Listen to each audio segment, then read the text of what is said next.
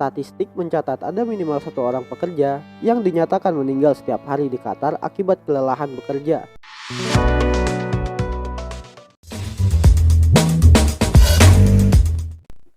Hai Sobat Mutlen, balik lagi sama gua Deril. For your information kali ini adalah penasaran. Mari kita simak. Sebelum mulai videonya, boleh dong gue minta like dan subscribe channel ini biar kalian update terus berita informasi dari sisi lain berbagai hal di dunia. Qatar, negara yang kaya akan minyak mentah di Timur Tengah, terpilih menjadi tuan rumah Piala Dunia 2022 yang akan dimulai penyelenggaraannya pada November mendatang. Biasanya, setiap negara yang terpilih menjadi tuan rumah penyelenggaraan pesta sepak bola besar seperti Piala Eropa maupun Piala Dunia memang akan mengeluarkan kocek besar untuk persiapan selama event berlangsung. Bukan hanya stadion, namun juga hotel, tempat wisata, hingga hal-hal kecil pendukung seperti lalu lintas, transportasi, hingga fasilitas umum lainnya. Hal ini dilakukan untuk menjaga nama baik negara tersebut dan memberikan kesan terbaik dalam sejarah dunia. Selain itu, negara yang menjadi tuan rumah diharapkan mampu meningkatkan perekonomian mereka, mulai dari penjualan tiket, sponsor, pembayaran hak siar, pariwisata, hingga bisnis lain yang dapat dijalankan dan dimanfaatkan selama pergelaran Piala Dunia. Bukan hanya mengembalikan modal yang sudah dikeluarkan untuk biaya persiapan acara, namun tentunya keuntungan pasti akan dikejar juga.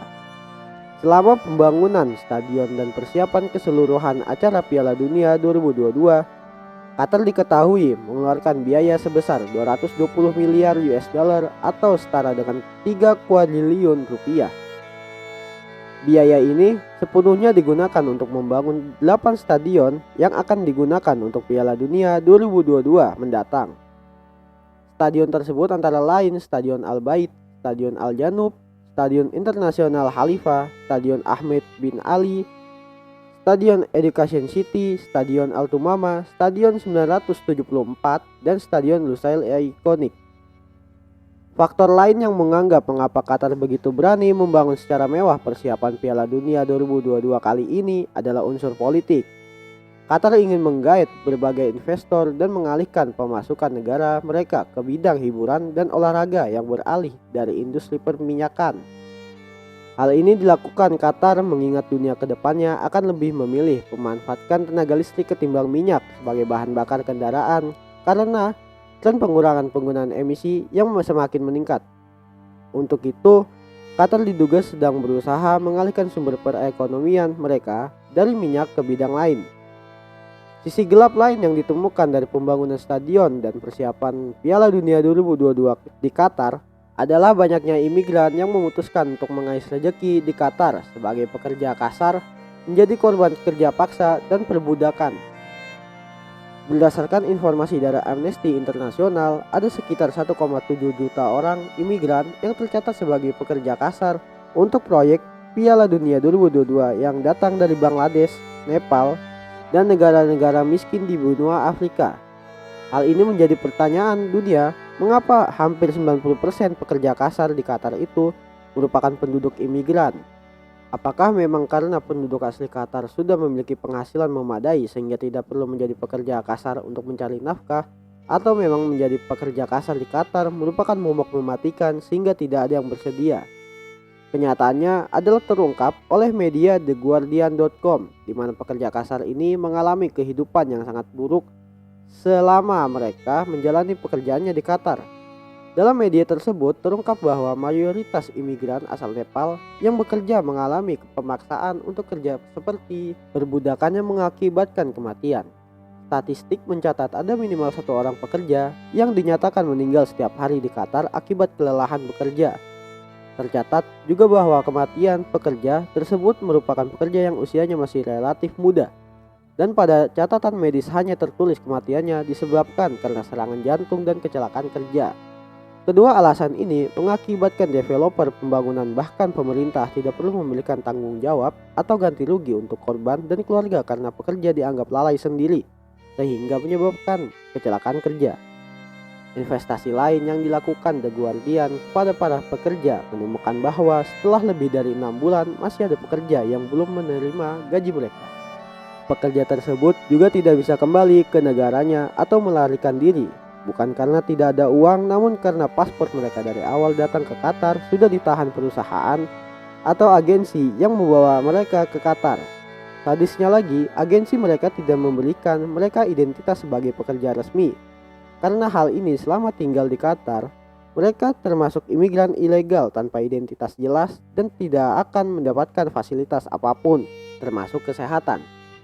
Selain itu, mereka bisa tiba-tiba tertangkap polisi tanpa ada bukti mereka pekerja dan akan mendapatkan perlakuan hukum tanpa ada yang membela dan bisa dipenjarakan atau dideportasi ke negara asal mereka tanpa menerima gaji. Dengan jaminan inilah para pekerja tidak akan kabur kemanapun walau mereka tersiksa di dalam tanpa digaji, karena jika keluar kota, nasib mereka juga akan sama buruknya. Hal sadis lain yang didapatkan para pekerja adalah mereka tidak mendapatkan akses ke air minum gratis di Qatar.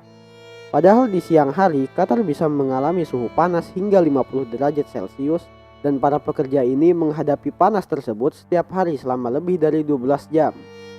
Para pekerja juga tidak diberikan tempat tinggal yang layak selama mereka bekerja dan tinggal di Qatar. Padahal hal ini melanggar undang-undang dari FIFA yang mengatur tentang kelayakan hal-hal yang harus didapat pekerja selama mengerjakan pembangunan persiapan seluruh turnamen sepak bola di dunia. Standar yang diberikan oleh FIFA untuk tempat tinggal layak adalah satu kamar yang hanya berisi 4 orang maksimal. Namun kenyataannya tempat tinggal dan istirahat para pekerja di Qatar adalah satu kamar berisikan 12 orang. Akibat dari terlalu padatnya tempat tinggal yang mereka tinggali selama bekerja, kebersihan jadi tidak bisa mereka jaga. Efek buruk domino yang akhirnya dirasakan adalah banyaknya penyakit yang mereka timbulkan sendiri. Dan banyak pekerja yang meninggal dunia akibat banyaknya penyakit yang menimpa mereka. Para pekerja juga tidak bisa berpindah pekerjaan atau perusahaan walaupun sudah tersiksa, karena pekerja ini hanya dapat berpindah pekerjaan jika disetujui oleh perusahaan yang memegang lisensi sponsor resmi Piala Dunia 2022. Seluruh perlakuan dan fasilitas buruk yang para pekerja alami selama mereka bekerja di Qatar tidak diberitahukan saat mereka direkrut dari negara asalnya. Mereka hanya dijanjikan imbalan yang dalam pemikiran dan kurs mata uang negara mereka sangat besar yang bisa mereka bawa pulang saat sudah selesai nanti. Selain itu, sekalipun hanya sebagai pekerja kasar, mereka juga tetap bersedia bekerja di Qatar karena berpikir sangat menjamin kehidupan mereka bekerja di negara kaya dan maju. Hal ini juga menjadikan standar kebanggaan di negara mereka jika bisa bekerja di negara maju. Karena impian dan ketertarikan mereka inilah yang membuat mereka rela berhutang di negara asal mereka demi bisa membayar biaya perjalanan dan administrasi ke agensi yang akan memberangkatkan mereka ke Qatar menjadi pekerja. Ada juga pekerja yang memilih sistem hutang ke agensi demi bisa diberangkatkan ke Qatar, dan nanti hutang tersebut akan dicicil dari gaji mereka selama mereka bekerja di sana. Perusahaan yang mempekerjakan mereka dengan agensi yang membawa mereka juga tidak melakukan koordinasi apapun. Jika para pekerja melakukan protes kepada perusahaan yang mempekerjakan mereka karena dirasa tidak sesuai dengan apa yang dijanjikan agensi yang membawa mereka, perusahaan tidak peduli dan tinggal mencabut visa mereka agar mereka bisa langsung dideportasi ke negara asalnya dan meninggalkan hutang yang harus dibayarkan ke agensi. Salah satu agensi yang terungkap dengan penyiksaan ini adalah Al-Batil, yang merupakan jasa perusahaan keamanan yang mayoritas pekerjanya berasal dari negara-negara Afrika. Berbeda dengan Nepal yang mayoritas menjadi kuli bangunan karena postur badannya yang tidak sebesar warga Afrika. Pekerja dari Al-Batil menyatakan untuk bisa bekerja di Qatar, mereka harus membayar agensi sebesar 25 juta rupiah. Padahal gaji yang mereka dapatkan di Qatar hanya sekitar 10% dari yang mereka bayarkan ke agensi. Gambarannya adalah gaji pekerja di Qatar, baik kuli bangunan atau tim keamanan, ini lebih kecil dibandingkan gaji UMR di Jakarta. Penyiksaan lain yang diterima pekerja asal agensi Al-Batil ini adalah tidak pernah mendapatkan libur serta harus bekerja dalam sehari selama 14-15 jam. Statistik mencatat hingga detik ini laporan dirilis sudah ada sekitar 15.000 imigran yang resmi merupakan pekerja proyek Piala Dunia Qatar yang meninggal dunia. Dari 15.000 pekerja yang meninggal tersebut, maka perusahaan tidak perlu membayarkan gaji mereka serta tidak ada niat untuk memberikan santunan kepada keluarganya di negara asal mereka. Bisa dibayangkan jika satu pekerja seharusnya menerima gaji sebesar 5 juta rupiah, berarti jika ada 15.000 yang tidak harus dibayarkan gajinya, perusahaan sudah meraup keuntungan sebesar 75 miliar rupiah. Sejak berita perbudakan dan penyiksaan ini tersebar, Qatar dan FIFA sepakat untuk melakukan perbaikan terutama mulai dari tempat tinggal bagi para pekerja saat ini. Selain itu, pemerintah Qatar dan FIFA juga akan melakukan perombakan terhadap perundang-undangan yang berlaku. Sebenarnya FIFA bisa saja melakukan blacklist kepada Qatar dan membatalkan Qatar menjadi tuan rumah Piala Dunia 2022 mendatang karena sudah melakukan pelanggaran berat seperti ini.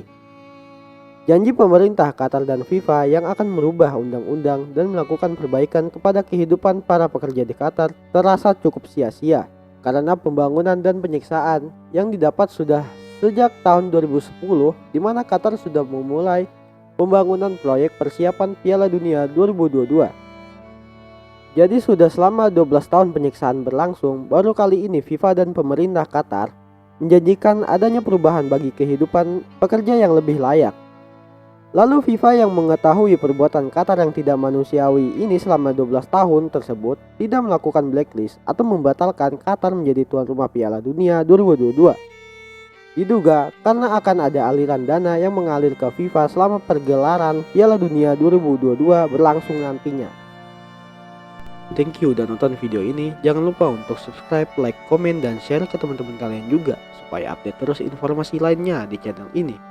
Follow juga akun Instagram kita di @muda.trendy dan @telenews.id buat kalian yang suka dengan berita dalam dan luar negeri ya. And see you next video.